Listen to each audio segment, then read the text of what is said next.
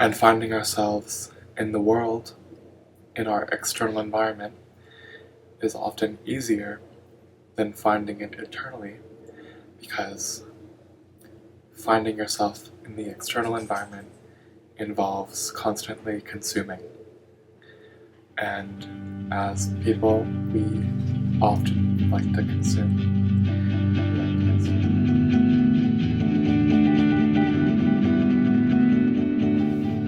Hello, and welcome to Soul Society. Welcome back to my channel, and thank you for watching. Today I wanted to talk about travel and finding yourself. And there's two ways that I want to talk about finding yourself in. One of those ways is travel, and the other one is silence. So a lot of people, especially when they're embarking on their journeys of self-discovery, they feel the need to travel. And this is very important for us to get outside of the environments that we were raised in and to see what the world has to offer. So how do we find ourselves outside of ourselves in the world? Basically, you can see something out in the world, like behavior that you align with or that you don't align with, like other people's actions. You can say that they're unjust or that they're wrong, and you could say, I don't align with that. Or you could see someone behaving in a way, hopefully, that is virtuous that you align with. But I don't know, maybe you actually aren't a virtuous person and you see people behaving badly and you align with that. So either way, you're finding yourself. I'm not here to pass judgment onto people if they are aligning with things that are deceptive or wrong. I'm just here to explain how we find ourselves in and outside of ourselves. You could also find yourself in a city and you could think one of two things, or, there's a spectrum, of course, but some people can think, oh, like I love the people and the lights and the action that the city brings. And then somebody else could think, oh, like this is too loud, this is too much, it's dirty, and they don't align with it. So, everyone's different in the world, and we're all figuring out what suits us. So that's really how we find ourselves outside of ourselves in the world. And it's wonderful to travel, especially to find yourself, because your environment is constantly turning over and there's so many things to be judging whether or not you align with it or not. Because every day you could be going somewhere new, meeting new people when you're traveling. So you get to find yourself very quickly, in a way.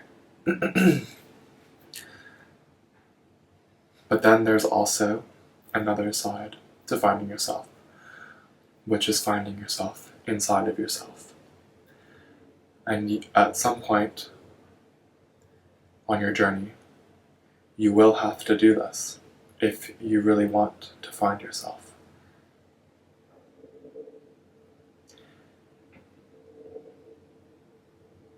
Because everyone has something inside themselves that is not already out in the world yet. And finding ourselves in the world, in our external environment, is often easier than finding it internally, because finding yourself in the external environment involves constantly consuming. And as people, we often like to consume. And often it's much harder for us to kind of just sit with ourselves and listen to our own thoughts. And people pay oftentimes thousands of dollars and many hours of traveling to remote locations for silent retreats, because they do understand the value of the silence and finding yourself in the silence. Oh no, I think I have to go.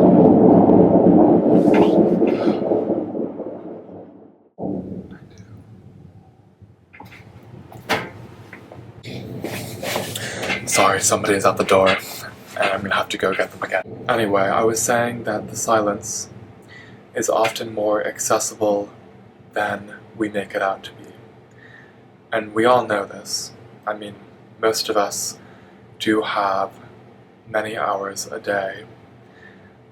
Well, it depends on who you are. And we all know this. Most of us have idle time in the day where we fill it with, going on our phones or watching TV or whatever. But we're afraid to turn our phone off and put it in a drawer and to just sit in silence. This thought actually terrifies a lot of people. A lot of people are terrified of their own mind.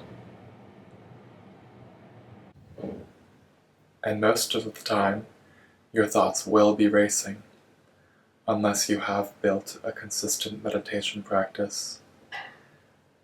Your mind will probably be all over the place and not know what to do in the silence. And that's okay. Actually, there's no way around that.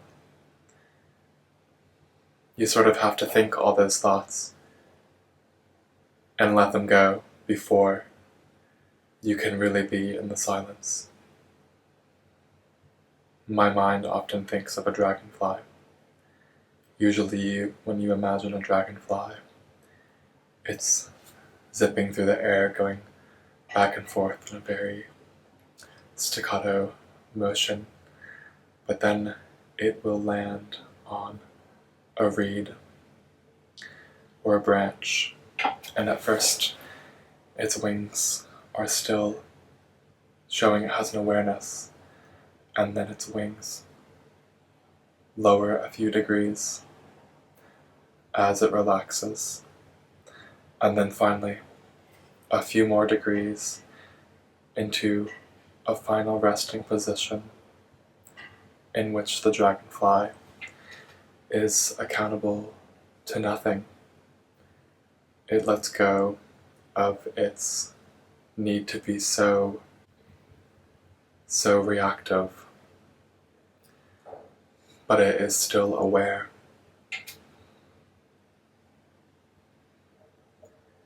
It allows itself to rest in silence,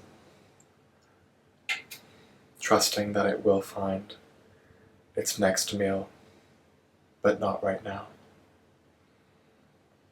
And I think we can all practice trust in that way. I think a great way to do this, if you don't want to just sit on your couch and stare at the wall, is to go out on a walk in your neighborhood, maybe without your phone, and just go on a walk with nowhere to be, with no one to be accountable to. You can even say that to yourself on your walk.